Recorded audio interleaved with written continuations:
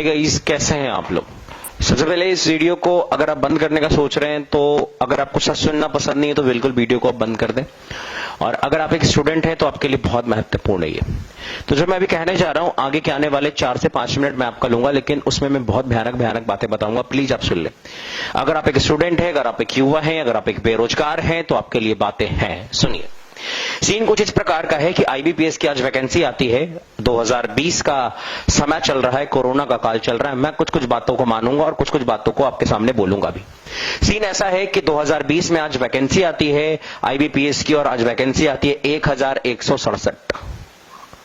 इसके ठीक पहले 2019 में वैकेंसी आई थी 4336, उसके पहले आई थी 4252, उसके ठीक पहले आई थी 3562, उसके ठीक पहले आई थी 8022, 8822, उसके ठीक पहले आई थी 12434, उसके ठीक पहले आई थी 16721, उसके ठीक पहले आई थी 21680, उसके ठीक पहले आई थी 22000।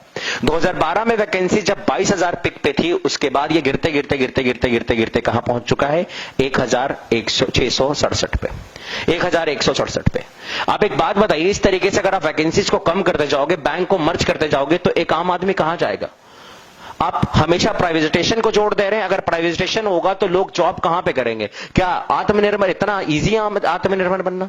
आपको पता है कि अगर मान लिया जाए, अगर बैंक पैसे भी दे देती है लोगों को बिजनेस करने के लिए, तो आपको क्या पता है कि लोग किससे बिजनेस कर पाएंगे या नहीं कर पाएंगे? क्या सारे लोग बिजनेस के लिए बने होते हैं? क्या हर एक लोग से बिजनेस पॉसिबल है? बिल्कुल पॉसिबल नहीं है। इसमें गरीब का बेटा और गरीब होता जाएगा और एक अमीर का बेटा और अमीर होता जाएगा। एक सरकारी नौकरी ही, एक पढ़ाई एक ऐसा चीज था।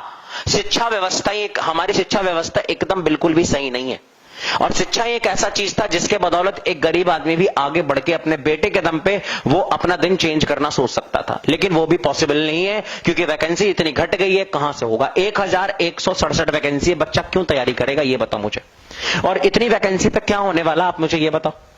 मैं तो 3 एग्जांपल आपको दूंगा। आप प्लीज बिल्कुल अपना पलक भी मत झपकाना, वीडियो पे लगातार टिके रहना। अगर आपको गलत बात लगे आप नीचे लिख के जाना। अब मेरी बातों को सुनना। 22000 से वैकेंसी शुरू हुई थी और 1667 वैकेंसी तक हम लोग पहुंच चुके हैं। इतना कम डेटा हो गया है। और साथ ही साथ जो हमारे फॉर्म भरने वाले लोगों की संख्या है वो 10 लाख से भी ज्यादा है। आप अगर 10 लाख रुपए की गाड़ी खरीदने जाइएगा ना, तो आपको वो जो शोरूम वाले होंगे वो 1000 रुपए का केक वेक और ताम झाम में बिल्कुल यूं ही पैसा बर्बाद कर देंगे। जब आप 10 लाख का चीज खरीदने जाते हो तो उसमें 1 लाख का कोई वैल्यू नहीं होता है। सॉरी, 1000 का कोई वैल्यू नहीं होता है। और आप 10 लाख के कैंडिडेट में 1000 सीट देके कौन से वैल्यू निकाल रहे? इससे बढ़िया नहीं देते तुम। क्यों दे रहे हो वैकेंसी? अब तुम ये कहोगे कि इस बार कोरोना। अरे भैया, ये 2019 में भी कोरोना था क्या? 2017 में भी कोरोना था। लगातार बैंक को मर्ज कर देंगे। अरे आपका पास एनपीओ हो रहा है तो क्यों एनपीओ हो रहा है उसको सुधारोगे या वैकेंसी कम कर दोगे? बैंक को मर्ज कर दोगे। हर एक चीज को प्राइवेट नहीं कर सकते है ना। अगर हर एक चीज को प्राइवेट कर देंगे तो सरकार नाम का चीज ही हट जाएगा। एक दिन तो हमें ऐसा देखने को मिलेगा, भारत सरकार प्राइवेट लिमिटेड, ये लिखवा दो। आप ऐसे करेंगे तो कहां जाएगा? शिक्षा व्यवस्था तो ऐसे ही डाउन हो गई थी और ये वैकेंसीज को देख के और ज्यादा डाउन हो जाएगी। बच्चे क्यों पढ़ेंगे? अब आप कहते हो प्राइवेटाइजेशन होना चाहिए। प्राइवेटाइजेशन कब होगा? आपको अच्छी शिक्षा मिली है क्या? एक गरीब का बच्चा क्या एक अच्छी शिक्षा पा पाता है?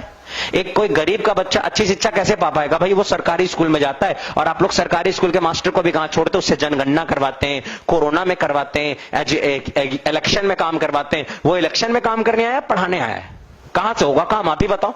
और सोचोगे कि आप वहां पे पढ़ाई होना चाहिए। कैसे पढ़ाई होगा भैया? आप तो वहां पे स्कूल में आधा दिन फोर्स रहते हैं, वहां पे कभी वहां पे कुछ रहता है, कभी वहां पे कुछ रहता है, आधा दिन इधर उधर कहानी रहती है। वो कैसे आप सोच सकते हैं? कैसे एक्सपेक्टेशन आप रख सकते हैं कि कोई गरीब का बच्चा उस स्कूल में पढ़ के और किसी प्राइवेटाइजेशन नौकरी, किसी प्राइवेट कंपनी में अच्छी नौकरी पा पाएगा? उसके लिए पहले से स्किल होना चाहिए। प्राइवेट वाले पहले से स्किल मानते हैं और वो स्किल पाने के लिए एक अच्छा स्कूल चाहिए। और एक अच्छा स्कूल में पढ़ाने के लिए बाप के पास पैसा होना चाहिए। जिस बाप के पास पैसा नहीं होगा अपने बेटों को अच्छा शिक्षा वो नहीं दे पाएगा। और अगर अच्छा शिक्षा नहीं दे पाता है तो वो कभी भी जीवन काल में नहीं जा पाएगा एक अच्छे नौकरी की तरफ। यानी जो गरीब है उसका बेटा भी गरीब रहेगा और भी उसकी पीढ़ियां गरीब ही रहेंगी। जब कोई गरीब का बेटा ना, जब कोई किसान का बेटा ना, एक बेटा ना पढ़ के आईएएस ऑफिसर बन जाता है या पढ़ के किसी बैंक का पीओ बन जाता है या फिर बढ़ के एसएससी का कोई अच्छा ऑफिसर बन जाता है, तो आपको पता होना चाहिए उसका पूरा जनरेशन चेंज हो जाता है, उसके आने वाली पीढ़ियां चेंज हो जाती हैं। फिर उसके कोई लोग जो है वो नीचे दबके के काम नहीं करते हैं, वो भी पढ़ाई करते हैं और वो भी आगे उत्साहित होते हैं होते कुछ काम को करने के लिए।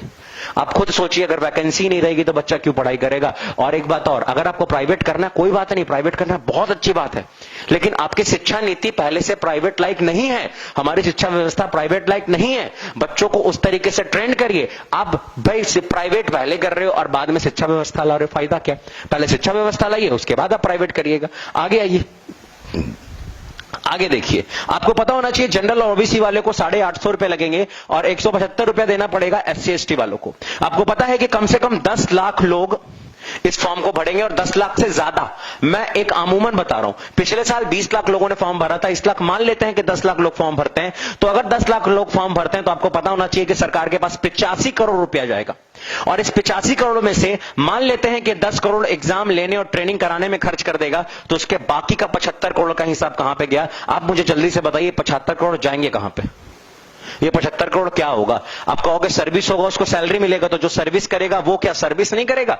वो सरकार को सर्विस नहीं देगा। अगर आप एक स्टूडेंट हैं तो इस वीडियो को ज्यादा ज्यादा शेयर करिए, सारे बच्चों तक पहुंचाइए, ताकि आपको पता चलना चाहिए, ताकि सबको पता चलना चाहिए कि कुछ होने वाला है, कुछ करने वाले हम लोग हैं। और जब तक हम लोग कुछ काम नहीं करेंगे, हम यूं ही हाथ पैर मोड़ के बैठ जाएंगे। मैं ये नहीं कहता हूं, मैं ये बिल्कुल भी नहीं कहता हूं, मैं किसी की भी बिल्कुल भी निंदा नहीं करता हूं, मैं किसी सरकार की निंदा नहीं करता हूं, मैं हर एक सरकार की बहुत रिस्पेक्ट करता हूं।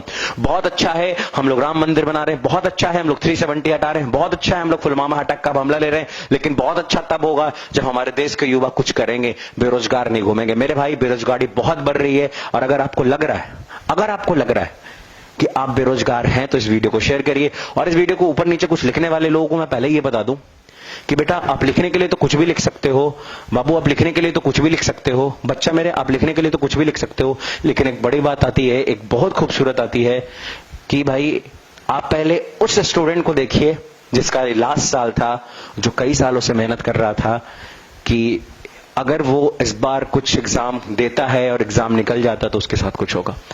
एक बार की बात है, मैं क्लास से जब निकला है, मैं maths teacher, my name is Nishant Kumar Shah. मैं एक बार क्लास से निकला, एक बच्चा मेरे कंधे पे आकर रोने लगा, बहुत तेज तेज से रोने लगा। मैंने उसे बहुत देर चुप कराया। काफी देर चुप कराने के बाद मुझे लगा, फरवरी का महीना चल रहा था, मुझे लगा कुछ चक्कर उक्कर होगा, दूसरा वाला।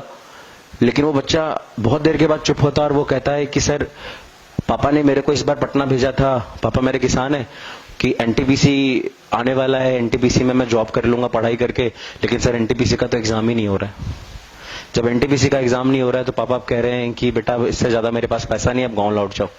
वो कहता है क्या कि सर मेरे को पढ़ना था सर, मेरे को यहीं रहना था सर, अगर मैं घर जाऊंगा तो पढ़ाई नहीं हो पाएगी सर, खेत में काम करना पड़ जाएगा सर, कैसे भी एग्जाम हो जाए सर, कैसे भी एग्जाम करा दो, मेरे हाथ में कि मैं एग्जाम करा दूं। मैं रात भर उस दिन नहीं सोया। क्या आपको पता है कि बच्चे कैसे आके रोते हैं? क्या आपको पता है कि बच्चे क्या करते हैं? अगर रियलिटी में अगर आप एक स्टूडेंट हैं तो भैया प्लीज वीडियो को शेयर करिएगा और उन लोगों तक पहुंचने दीजिएगा वीडियो जो ऊपर प्रोफाइल में बैठे हुए हैं, ताकि उनको भी पता चले कि क्या सीन क्रिएट हुआ है। आज के लिए इतना ही, थैंक यू वेरी मच।